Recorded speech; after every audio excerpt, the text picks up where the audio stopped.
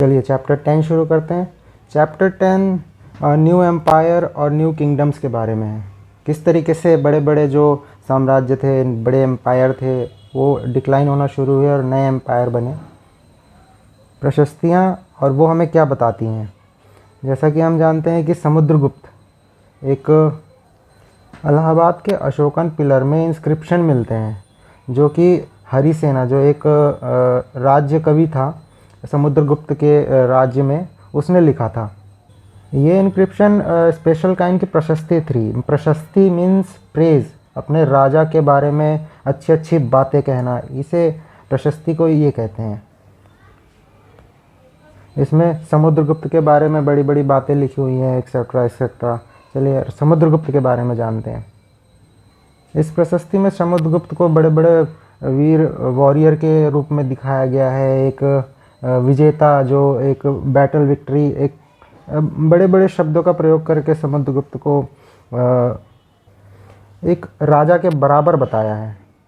जैसा कि जो राज्य कवि का काम हुआ करता था, वो अपने राजा के बारे में अच्छी अच्छी बातें ही लिखते थे। अगर बुरी बातें लिख देंगे तो ऑब्वियसली राजा बुरा मानेगा और उनके साथ कुछ भी कर सकता है। चलिए आगे बढ़ते हैं।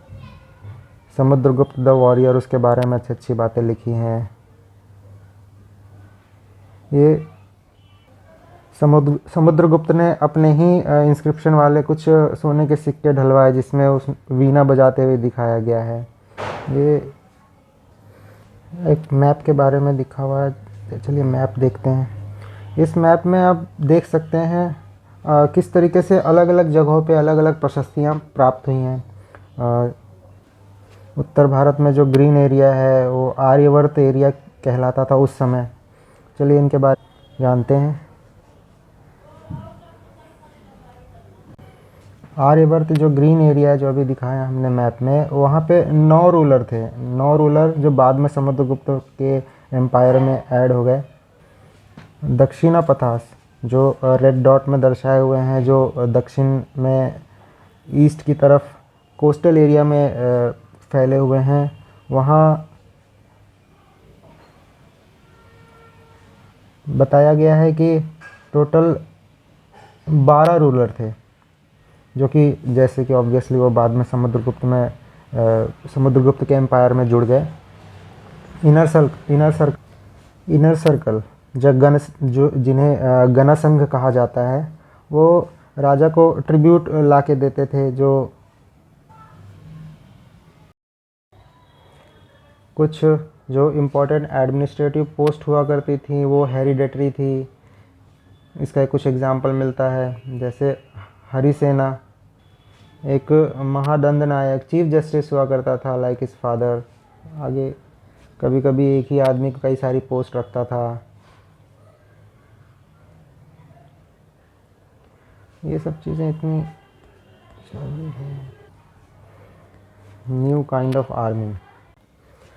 उस समय कुछ राजा तो वेल मेंटेन्ड ऑर्गेनाइज्ड आर्मी रखते थे with elephant, chariot, cavalry, foot soldier. Organised एक आर्मी होती थी।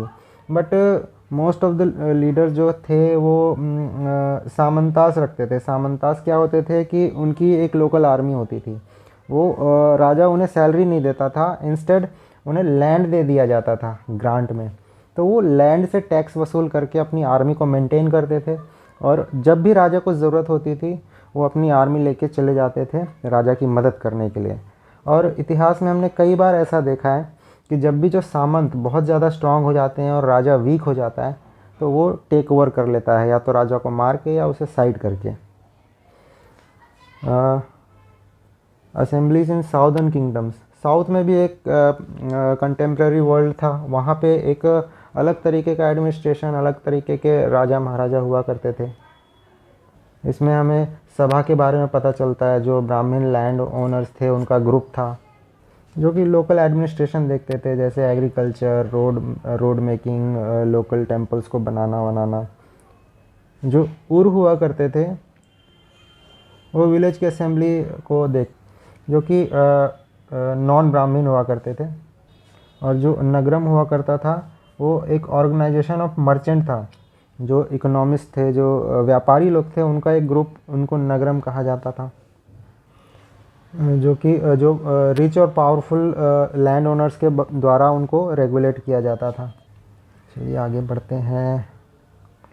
ऑर्डिनरी पीपल, जो आम आदमी थे, वो इन किंगडम्स में कैसे रहा करते थे। जो आम आदमी थे उनके पास इतना पैसा नहीं होता था कि वो एक पोएट अपने नाम से रखें और अपनी गाथाएं लिखवाएं। तो आम लोगों के बारे में हमें पता चलता है जो उस समय के प्लेस, जो छोटी छोटी कहानियाँ होते हैं, जो नाटक होते हैं, उसमें पता चलता है। जैसे कि उस समय कालिदास एक बहुत बड़े लेखक थे, तो उनके जो प्लेस थे, छोटे छोटे जो कहानियाँ वो लिखते थे, तो वो आम लोगों के बारे में लिखा करते थे। जैसे कि उनके लेखन में हमें पता चलता है जो ब्राह्मण्स थे वो आमतौर पे संस्कृत बोला करते थे, बट जो नॉर्मल लोग थे वो नॉन ब्राह्मण्स वो प्राकृत बोला करते थे। उनका एक बहुत फेमस लेख है अभिज्ञान शकुंतलम। उसमें एक प्रेम कहानी के बारे में बताया गया है, एक राजा दुष्यंता और शकुंतला के बारे में। तो हमें उसके बारे में पता चलता है। जो एक पुअर फिशरमैन भी उस प्ले में है। इस प्ले की छोटी सी ग्लिम्स यहाँ पे है, चलिए जानते हैं। इसमें क्या होता है, शकुंतला जो एक लड़की होती है, वो नहाते वक्त उसकी रिंग खो जाती है और एक मछली उसे गलती से खा लेती है। तो एक गरीब जो मछुआरा था उसे वो अंगूठी मिल जाती है और पता चल जाता है ये शकुंतला की है। तो वो उसे वापस करने जाता है। तो जैसे ही वो वापस करने जाता है तो जो पुलिस ऑफिसर होते थे जो गेट में रक्षा करते हैं राजा की, वो देखते हैं कि जो अंगूठी है कहीं इसने चुराई तो नहीं है, और उसे रूडली बिहेव करते हैं उसके साथ। बट राजा खुश होता है, अंगूठी वापस आने पर राजा खुश हो जाता है और उसे कुछ इनाम देता है। और इनाम पाने के बाद जब वो बाहर निकलता है तो जो पुलिस ऑफिसर हैं जो पहले उससे रूडली बिहेव किए, वो उससे शेयर मांगने चले जाते हैं। इस तरीके से ये कहानी है। ये कहानियाँ छोटी छोटी हैं जो आंसर राइटिंग में बहुत इंपॉर्टेंट होती हैं, तो इन्हें पढ़ना ज़रूरी है क्योंकि ये बहुत आसानी से याद हो जाती है। चलिए आगे बढ़ते हैं। एक चाइनीज़ ट्रैवलर था फाजियान, वो भारत में आया तो उसने एक चीज़ नोटिस करी जो आम जनता में बहुत फेमस थी, अनटचेबिलिटी।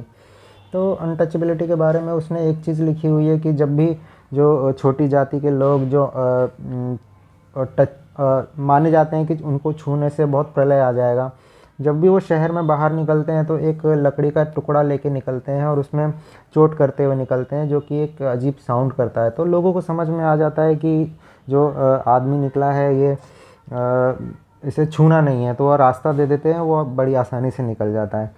इस तरीके से जो फॉरेन ट्रैवलर भारत में आए हैं उनसे भी हमें बहुत कुछ पता चलता है। चलिए, किंग्स आर्मी। राजा जब अपनी आर्मी के साथ किसी एक्सपीडिशन में निकलता है तो बहुत बड़ी आर्मी होती है, तो वो खाना और वेजिटेबल, स्पाइसेस सब कुछ अपने साथ लेके चलते हैं। और रास्ते में जो जो विलेजर होते हैं वो उन्हें जो भी सामान चाहिए होता है वो देते थे, खाना वाना, ये चीज़ें लिखी हुई हैं। ये एल्सवेयर वाली चीज़ें साइड के लिए बहुत अच्छी हैं, बट डायरेक्टली यूपीएससी के लिए इतनी इम्पोर्टेंट नहीं है, फिर भी आप पढ़ सकते हैं। चलिए अब अगले चैप्टर में चलते हैं।